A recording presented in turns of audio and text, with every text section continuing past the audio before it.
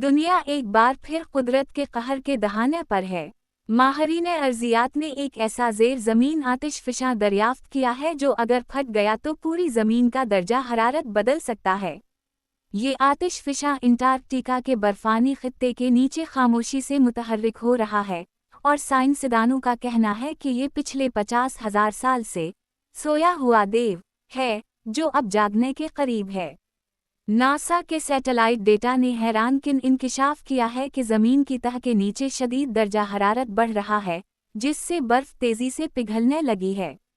माहिरीन ने खबरदार किया है कि अगर ये सिलसिला जारी रहा तो अगले 10 सालों में दुनिया के दर्जनों साहिली शहर समंदर में गिरक हो जाएंगे।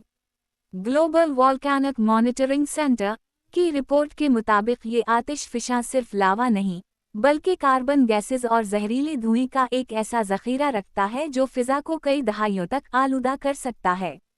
यही नहीं, अगर इसका धमाका हुआ तो दिन की रोशनी हफ्तों तक ज़मीन से गायब हो सकती है। पूरी दुनिया में खौफ की लहर दौड़ गई है। साइंसदानों ने अक़वाम मुत्तहिदा को मुतनब्बे किया है कि ये एक ग्लोबल क्लाइमेट इमरजेंसी बन सकता है। अमरीका, चीन और रूस ने मुश्तरका तहक़ीक़ाती मिशन शुरू कर दिया है ताकि आतिशफ़िशा की सरगर्मी को कम करने के मुमकिना तरीक़े तलाश किए जा सकें।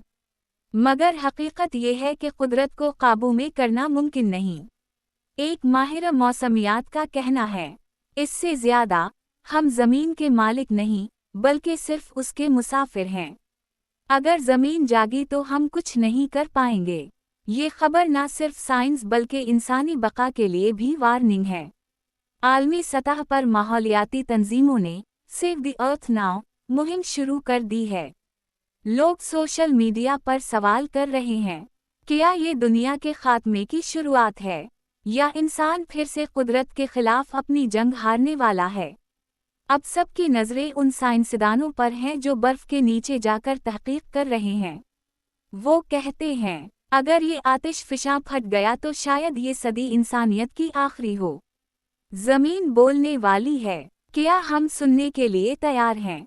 दुनिया की हर बड़ी और खुफिया खबर के लिए हमारे चैनल को लाइक, कमेंट और सब्सक्राइब ज़रूर करें।